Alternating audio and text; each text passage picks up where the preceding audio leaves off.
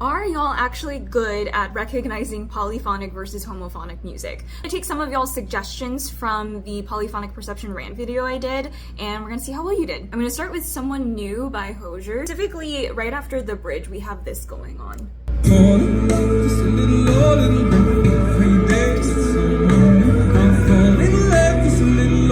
So what you hear there is we have like the main melody going on, I fall in love just a little bit, and then you hear an echo of that, which would be the second layer, and that alone acts like a round. So the example I gave in the first video when I was explaining polyphonic perception was row, row, row your boat as a round. So having this echo acts sort of like a round, and then the other layer is just a vocalist singing ah. I could see how you would hear that as polyphonic because there are 3 separate layers and they sound separable, but I would still argue that this song is primarily homophonic. I wanted to start with this one because it's a good way into this question of how rigid are musical categories. If I were analyzing this song, I would say, oh, like we introduce this sort of polyphonic texture on top of a homophonic texture here, where it's very clear that there is a major line, which is the first strongest and loudest, I fall in love, and then the echo is sort of introducing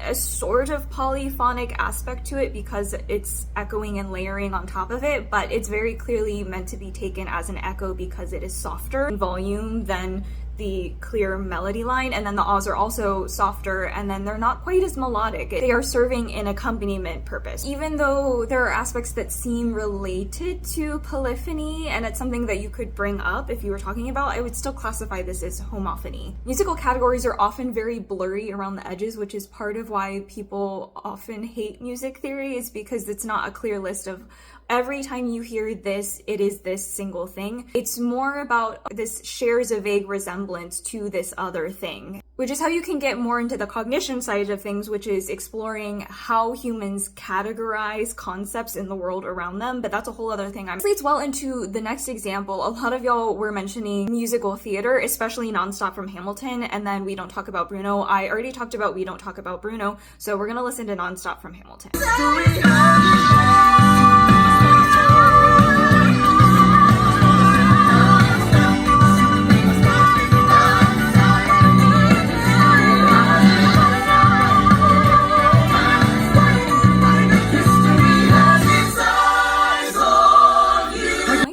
Is where they all come together at the end. It's so good. But as you can hear, there are a lot more melodies than the Hozier example happening on top of each other that don't align quite as well. And I say that in giant scare quote. The purpose is to create this texture that sounds very busy, like there's a lot of things happening. And just like my previous video where I was talking about how fun it is when I'm listening to musicals like this with stretto, which is what this is I like to jump between all the parts and try to sing all of them at the same time, which is just so fun. So then the question is, though, because there are still clearly accompaniment instruments happening, we have a bass, we have drums going on, and they are not serving as part of this polyphonic texture. So would we classify this as polyphonic or as homophonic? Because categories in music aren't clear cut like this, if I were doing an analysis of this song, I would just say that it is very polyphonic with the voices, but overall the texture is still basically homophonic, but the polyphonicness of the voices plays a huge role in the perception of this song, and it just feels closer to what traditional polyphony sounds like. It's that busyness, and I'm gonna play you a Bach example actually right now so you can kind of compare.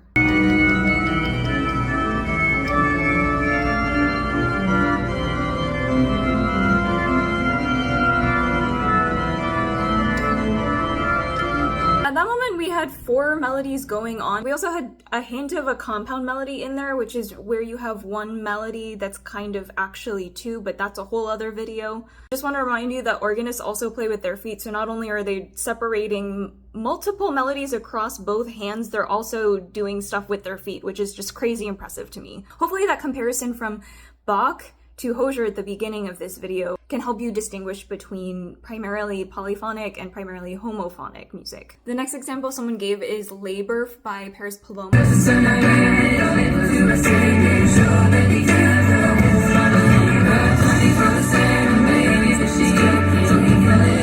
If I were to put all the the songs we've listened to so far on a scale from least polyphonic to most polyphonic, I think Hozier would probably be on the least polyphonic side, and then we'd have Bach on the other end as most polyphonic, and Hamilton Nonstop would probably go next to it, maybe here, and then this song would go here because it does sound and feel more polyphonic in the vocal lines. The two melodies are like fully independent from each other, so that makes it feel more polyphonic than Hozier, because Hozier's example was more of an echo. And also mentioned pentatonics, and I don't know their whole catalog by heart, but I'm gonna play part of Rather Be.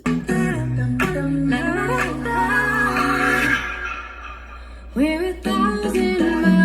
Because pentatonics is an a cappella group, so they're all voices, it can be tempting to think of all of their vocal lines as being fully independent melodies, but this is probably the most homophonic example we've listened to, because even though they have their own separate lines, there's still a very clear melody, which before the lyrics come in is da da da da da da da da da da da da. The other things going on are serving to support that. They're accompaniment, and the same thing happens when the vocals come in.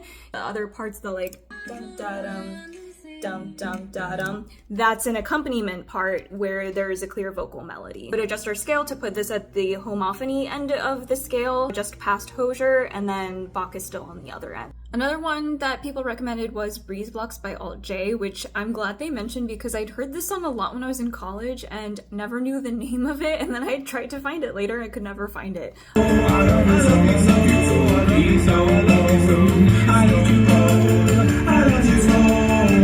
Got a similar thing going on there to the Hozier example where there's kind of an echo thing going on. It's the same melody, just out of like phase with each other, but I would say that these two lines are more equally represented than the Hozier example, but it's still within a larger homophonic texture. And I just used the word out of phase, which ties well into Steve Reich's music, which was also brought up.